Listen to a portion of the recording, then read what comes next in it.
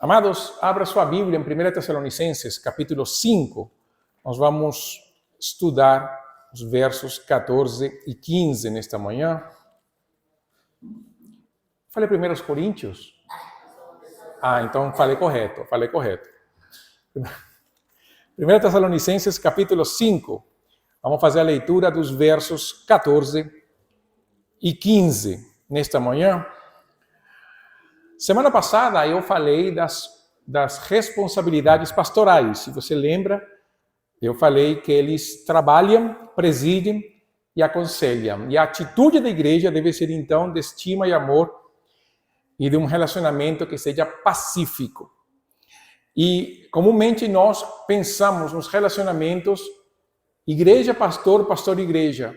Mas como é o relacionamento entre nós, como membros do corpo de Cristo? Como é o nosso relacionamento entre os membros da igreja, para falar dessa maneira? Já não visando um relacionamento pastoral direto, mas dentro dos nossos relacionamentos como cristãos. Comumente nós pensamos que todo aspecto relacional, ele depende do pastor. Mas nós vamos ver aqui no texto que nem sempre é assim. Vamos fazer a leitura, versos 14 e 15. Acharam o texto? Irmãos, nós também vos exortamos a aconselhar os indisciplinados, consolar os desanimados, amparar os fracos e ter paciência para com todos. Cuidai para que ninguém retribua o mal com o mal, mas segui sempre o bem uns para com os outros e para com todos. Senhor, muito obrigado nesta manhã pela Tua palavra. Nós oramos, ó Deus, para que nós possamos praticar isso que nós vamos falar agora, considerar, ó Deus, a prática de um relacionamento mútuo entre membros da igreja para a edificação do Teu corpo e também como testemunho àqueles que não Te conhecem. Nós Te louvamos, ó Pai, e engrandecemos o Teu nome em Cristo Jesus. Amém. Vamos começar com o verso 14. No verso 14, Paulo vai dizer que, e eu quero começar com esta primeira parte. Irmãos, nós também vos exortamos. Perceba que Paulo está falando para a igreja, para que a igreja tenha uma atitude de igreja. Paulo não está falando agora sobre relacionamentos entre a igreja e a liderança. Está falando para um relacionamento entre eles. Eu não vou usar o termo horizontal e vertical, porque no final das contas todos nós pertencemos ao mesmo corpo. Inclusive, os pastores também não estão fora do relacionamento da igreja. Mas como Paulo nos versos 12 e 13 fala do relacionamento entre os pastores e a igreja, agora Paulo vai tirar os pastores da cena e vai colocar como é que a igreja deve se relacionar. Isso é bom por dois sentidos.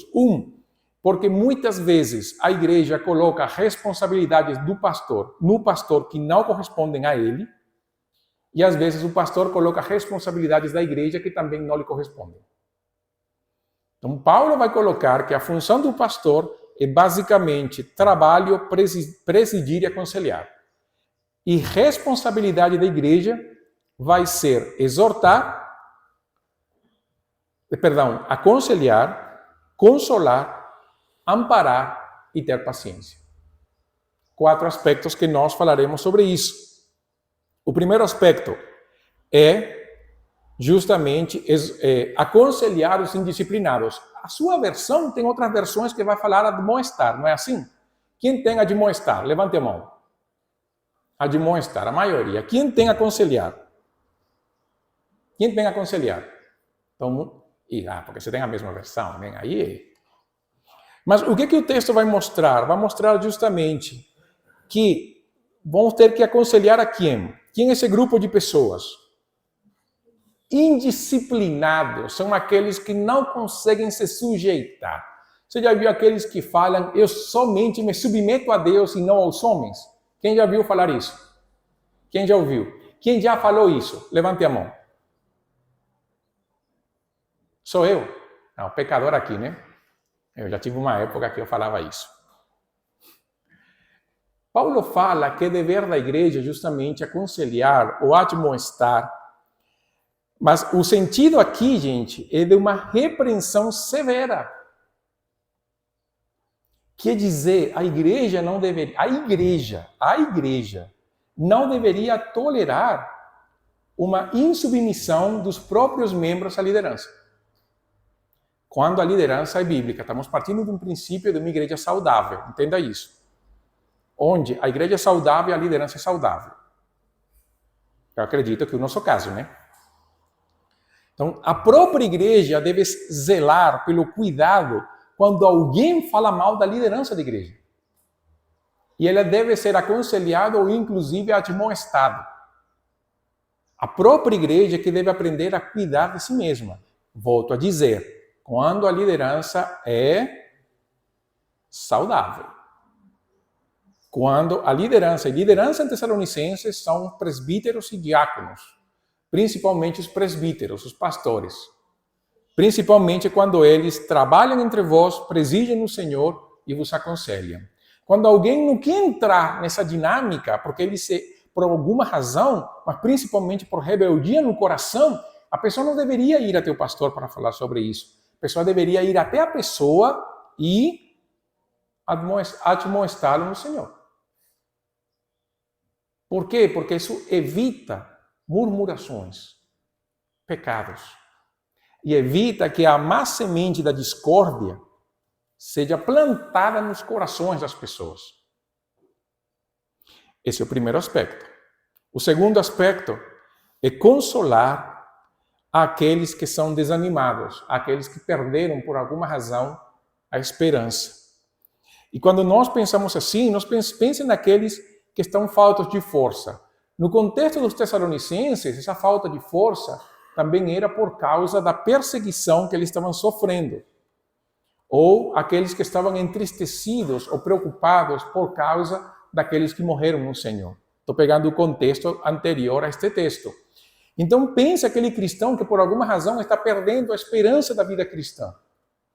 Pense por algum momento naquele cristão que em algum momento está começando a desistir da fé.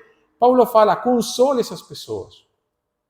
Vai lá, você que ouviu ele falar essas coisas, vai, console essa pessoa, converse com ela, dê uma palavra de incentivo, dê uma palavra de ânimo, fortalece essa pessoa no Senhor.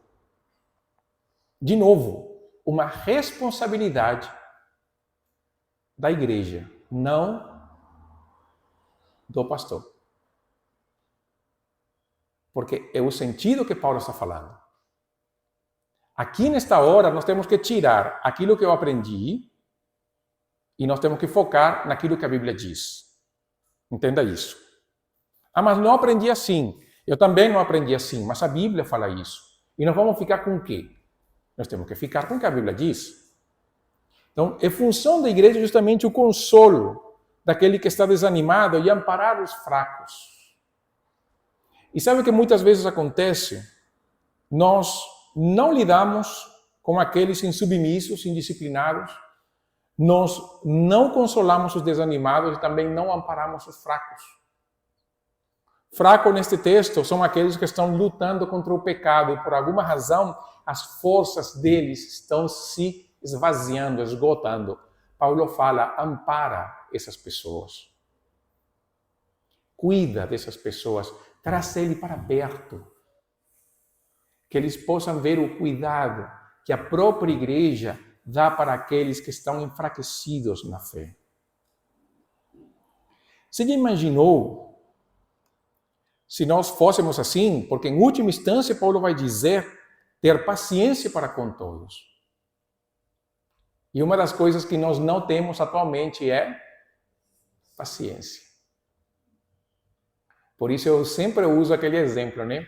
Ninguém gosta de ir para restaurante agora. Você pede uma coisa, nem se fala no delivery, né? Você pede uma coisa no delivery, demora meia hora, o que a pessoa faz? Escreve. Já saiu? Não vai chegar? Ninguém tem paciência.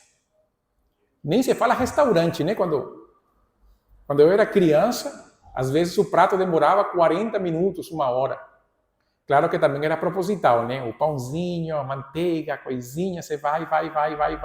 Quando a conta chega, não é somente o prato, é o pão e a manteiga, é o não sei o quê, são as bebidas que você pediu, um monte de coisa. O restaurante é feliz na demora e quem paga não fica tão feliz, né? Mas era um exercício de paciência. Eu lembro, criança, sentávamos e começávamos, né? Aquelas clássicas perguntas. Já vai chegar? Quanto está faltando? Eu posso comer mais um pãozinho? Dá para pedir outro? Ou nas viagens, né? Já chegamos? Quanto falta? Quanto demora? Eu quero ir para o banheiro. Eu tenho sede. Eu tenho fome. Porque é um exercício de paciência. Impaciência também nós vemos na igreja. A pessoa não consegue ficar o tempo todo no culto. Vai beber água, vai para o banheiro, vai mais não sei o quê. Confere o celular. Por quê? Porque nós não estamos nos acostumando a passar um tempo de tranquilidade. Nem assistir filme a pessoa consegue.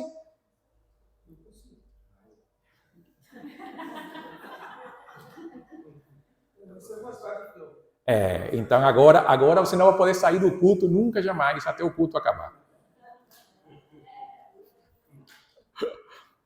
Mas a paciência que nós devemos ter para com todos é um espírito paciente, uma tolerância com os irmãos. Vamos de novo, gente, vamos fazer um resumo rápido aqui. Admoestar, aconselhar, consolar, amparar e ter paciência. São as virtudes de uma igreja que ama aqueles que são deles. Isso é uma responsabilidade, de novo, no texto de Tessalonicenses, é uma responsabilidade da igreja como corpo e não somente do pastor. Por isso que tem pastores desanimados, cansados, deprimidos e alguns tomando remédio. Por quê? Porque não é somente a função dele. Ele tem que assumir uma função corporativa. Então ele faz o que a igreja decidiu não fazer. Isso é pecado. É pecado do pastor assumir isso, é pecado da igreja por negligência. Então, o pecado duplo. Todos pecam. Ninguém quer pecar, né? Ninguém. Então, nós temos que pensar nesse aspecto, por isso que Paulo vai dizer, vos exortamos. É algo que a igreja deve fazer, cumprir e viver como parte desse cuidado. Então, assim, é a nossa responsabilidade, nós não podemos ser como Caim. Lembra de Caim, quando Deus pergunta onde está Abel, seu irmão? Qual foi a resposta de Caim? Por acaso eu sou que tenho que andar cuidando dele? E o silêncio de Deus vai mostrar que sim. Havia um cuidado mútuo. E nós devemos ter cuidado do desamparo que nós às vezes mostramos para as pessoas. Pessoas que deixam de vir, ninguém liga para elas. Por quê? Porque falam, o pastor vai ligar. O pastor vai sim, vai ligar sim. A pessoa vai guardar a ligação do pastor porque é a coisa mais comum. Mas e se um crente ligar? Um membro da igreja ligar, mandar uma mensagem? Gente, a ligação do pastor, a mensagem do pastor não tem mais poder do que a ligação de um membro da igreja. Tem o mesmo. Assim como o voto na sessão, o voto do pastor vale 1, o ministério da igreja vale tanto quanto o ministério pastoral. Quando uma igreja anda com uma das pernas e não anda com as duas pernas, essa igreja está mancando e ela não cresce no Senhor. Não adianta o pastor fazer o seu trabalho e a igreja não cumprir o seu papel. A igreja vai mancar. Nós precisamos ter o cuidado, o zelo e o amor para com o outro, que se manifesta não somente na presença da pessoa do culto e falar eu te amo, mas se manifesta em ações de cuidado e de carinho que nós devemos ter uns com os outros. E esse é o zelo que como igreja nós devemos ter. Todos nós. E vou esperar o líder da igreja fazer. Não, porque Cristo, o nosso supremo pastor, já fez. Quer dizer, ninguém tem desculpa para não fazer. E se você botar isto aqui com Romanos capítulo 12, o panorama piora. Porque é o que nós devemos fazer. piora por um lado, mas melhora pelo outro, porque quando nós vivemos isso, nós manifestamos a glória de Deus ao mundo. E veja que é tão importante que nós temos que entender que para fazer isto, é por causa do amor de Deus que foi derramado na nossa vida através do Espírito Santo. Quer dizer, deixa o amor de Deus fluir nessa hora, em bênção, em cuidado, em carinho para aquele que faz parte da nossa comunidade, que faz parte do nosso corpo como igreja. Isso é uma manifestação do amor de Deus, e a pessoa recebe isso como Cristo Senhor, como se fosse Cristo quem está fazendo isso por ela. E há ações de graças, e há louvor a Deus, e há um derramar do amor, porque essa pessoa mais na frente também fará isso. Porque ela vai entender, se ele fez, eu devo fazer também. Também é minha responsabilidade. Faz parte do nosso amor fraternal. Então não pense que isto aqui é difícil de fazer. Lembre, amar é mandamento. Amar não é sentimento. Amar é mandamento. Quando Jesus fala, amai-vos uns aos outros, assim como eu vos amei, Jesus está falando de um novo mandamento. E se é mandamento, é porque nós devemos fazer o quê? Obedecer, cumprir, pode botar todos os sinônimos, mas sempre por causa do amor de Deus derramado na nossa vida. Verso 15. O que nós devemos fazer também? Cuidai. Cuidai, quer dizer, uma advertência, para que ninguém retribua o quê? Mas segui sempre o bem, uns para com os outros e para com todos. Aqui nós podemos pensar, primeira questão, o cristão não é chamado a retribuir. Não pode. O que Paulo fala. Não retribua o mal com o mal. Qual deve ser nossa atitude? Seguir o bem. Ali é quando nós lembramos de Provérbios, capítulo 25, quando o escritor fala, se o que te aborrece tiver fome, você vai fazer o quê? Se quem te aborrece tiver fome, você vai fazer o quê? Se tiver sede? Por quê? O que vai acontecer?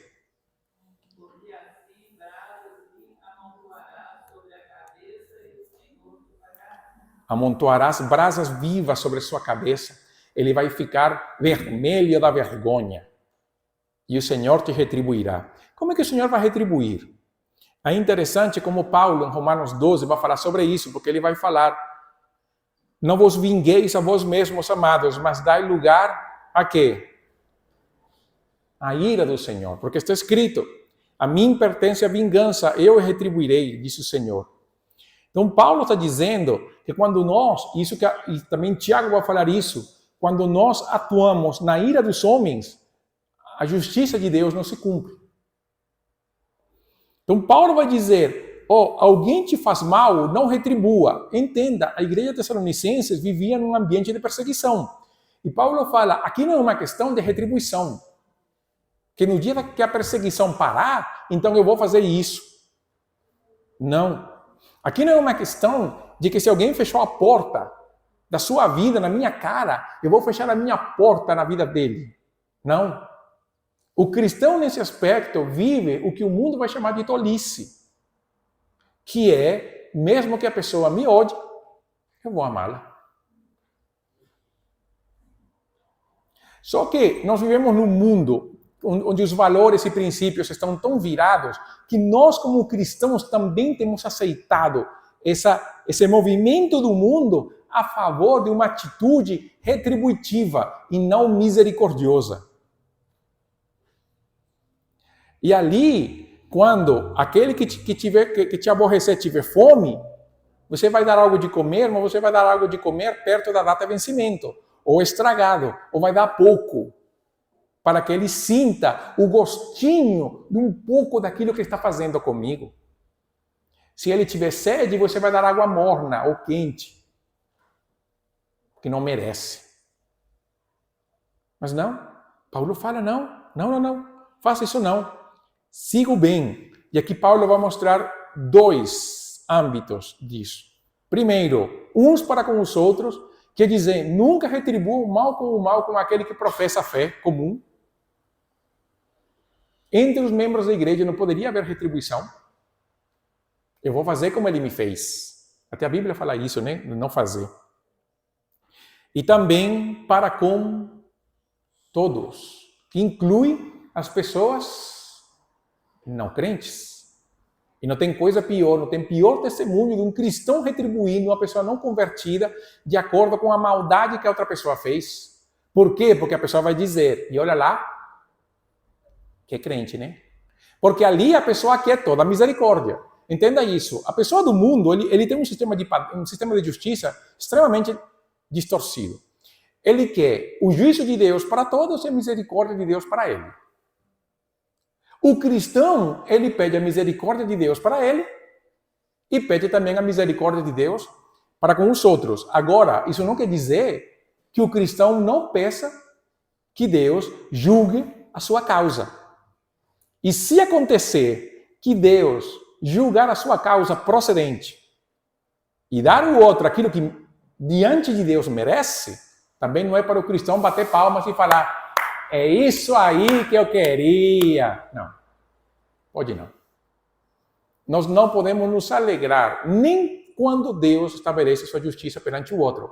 Mas isso vai servir de testemunho de que há um Deus que julga com justiça. E nós podemos nos alegrar em Deus que cumpre a justiça, mas ao mesmo tempo nós devemos orar pela misericórdia de Deus pelo outro. Cristãos vivem completo paradoxo. As nossas alegrias têm tristezas, as nossas tristezas têm alegrias. O cristão vive que sem Jesus nós viveríamos numa insanidade mental.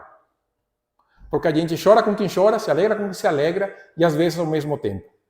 Ri com um, chora com outro, anima, discipula, exorta, consola, ora, canta, tudo no mesmo dia. Só a graça de Deus para no final do dia dormir com um coração completamente sossegado. Mas isso é a vida diária de todo discípulo de Jesus e não somente do pastor. Quando nós pensamos isso, nós pensamos também, como fala Hernandes Dias Lopes, que o crente deve ser um benfeitor. Ele deve fazer o bem não apenas aos irmãos, mas também aos de fora da igreja. A ética cristã não é apenas intramuros. Devemos ter um bom testemunho dos de fora da igreja.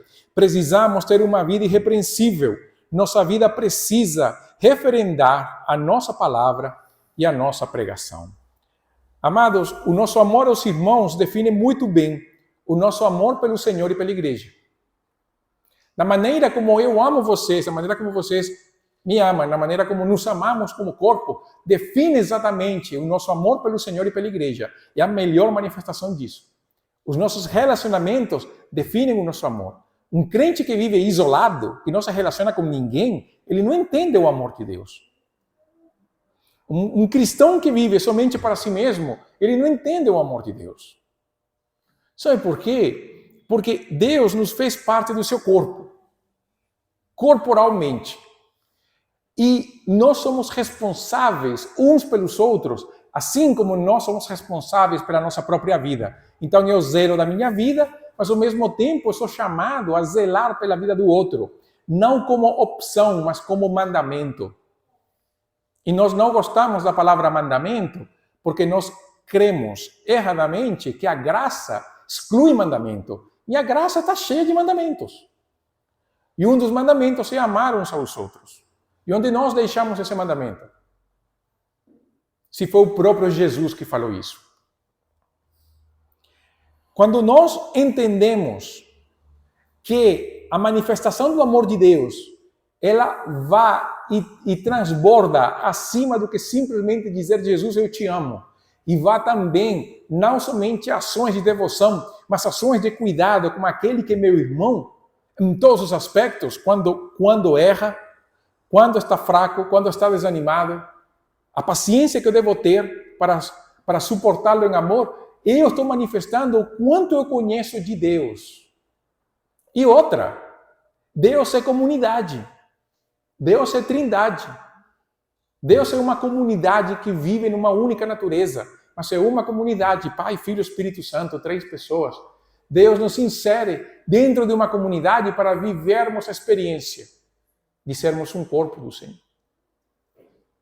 Nós não podemos pensar em sermos seres isolados.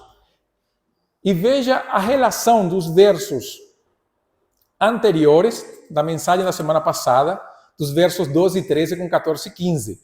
Se obedecemos os nossos líderes e eles nos presidem no Senhor, nós estaremos capacitados para animar, consolar e animar os outros, para ensinar, consolar e animar os outros no Senhor.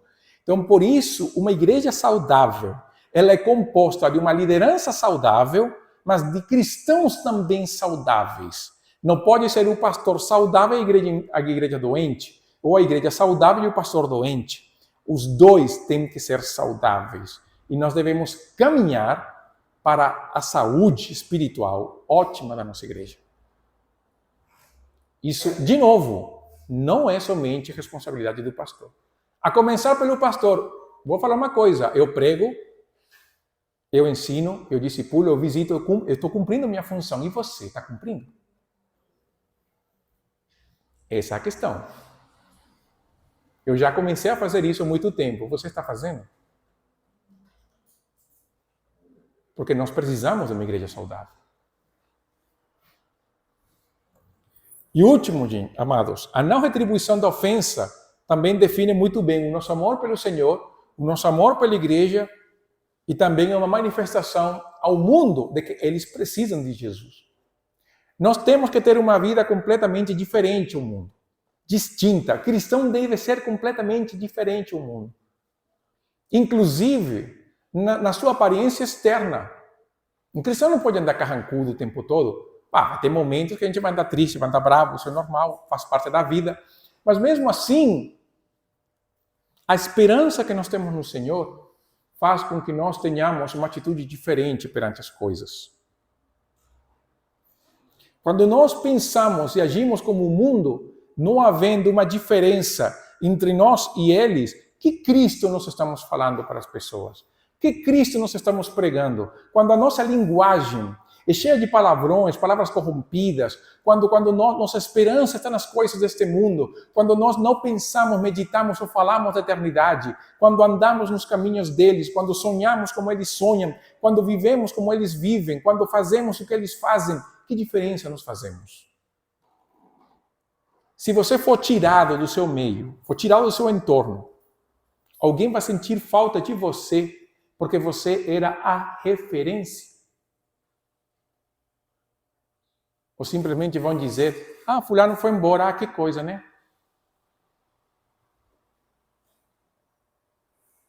Porque nós precisamos sermos a referência para as pessoas que não conhecem Jesus. A nossa vida deve ser diferente. Mamãe uma vez foi na escola, né? Sabe que eu sempre conto histórias da minha mãe, né? Tem como, né? Eu gosto da minha mãe. A mãe foi uma vez na escola, estava em ensino médio. Eu estava num daqueles dias, né? Eu era extremamente carrancudo. Sério. Sempre andava com cara de bravo. Sério, gente. Eu era extremamente carrancudo. A mamãe foi, a mãe me viu e eu fiz assim. A mãe olhou para mim, na hora, subiu. Aí eu falei, vai ter, né? Vai ter bronca. A mãe chegou e falou para mim assim, qual é essa alegria do Senhor que você tem? Aí eu falei, eu tenho, mas com essa cara, ninguém vai acreditar. Aí eu pensei, né, como todo adolescente, a mãe não sabe dos problemas que eu estou tendo. Ela não sabia, não precisava saber. Era eu que precisava jogar todas essas picuinhas na presença do Senhor e permitir que o Espírito Santo trabalhasse na minha vida. Mas eu não queria. Eu gostava das minhas mazelas, eu alimentava as minhas coisas, os meus pecados. Eu alimentava a minha raiva, o meu ódio. Eu não deixava Deus trabalhar. Quando eu fui uma vez Uma vez não, num processo, né, que eu fui absorvendo a graça de Deus e o amor de Deus, eu me tornei uma pessoa diferente. Eu já estava na universidade, e um dia fui visitar meus amigos da escola. Olharam para mim e falaram assim: você está sorrindo? Tô. Você está alegre? Tô. Você ainda é crente? Falei, agora mais. E justamente, e eu falei isso para eles, eu vim para pedir perdão a vocês. Porque essa atitude que eu estava tendo não era uma atitude cristã.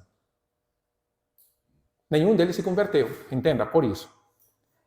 Não, porque também não tem, e aí todo mundo se converteu. Não, não foi. Mas foi um testemunho para eles. A vida cristã, ela é muito preciosa e maravilhosa.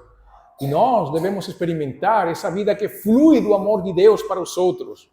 Gente, e eu volto a dizer uma coisa que eu falei há muito tempo. Nós estamos focando muito nas nossas famílias. Isso não é errado, mas há um erro. Quando nós ficamos tanto nas nossas famílias que descuidamos trabalhar a nossa família maior que a igreja local. Isso é errado. Porque nós estamos criando grupos dentro da igreja local, estamos impedindo que os nossos filhos tenham a experiência de viver a vida cristã na sua plenitude. Quando eles vivem a experiência de viver a vida cristã na casa dos outros. Quando você vai, visita alguém, conversa com alguém, ajuda a pessoa, leva uma palavra, e aí o seu filho, a sua filha está junto com você. Você deve fazer isso. Porque ela tem que ver que a vida cristã, ela é fora da casinha da família. Nós fazemos parte de uma família maior, que é a Igreja de Jesus. Nós temos que entender isso. Porque assim é que nós teremos uma igreja saudável. Mas se cada um ficar no seu canto, na sua casa, nunca, gente, nunca seremos uma igreja saudável. Nós teremos famílias boas que não se conhecem. Isso não é ser igreja. Nós teremos um clube, o clube da Primeira Igreja Batista em Bicas. E Deus guarde a nossa vida de sermos assim. Deus guarda a nossa igreja de criarmos muros feudais dentro da nossa comunidade de fé. Deus nos livre.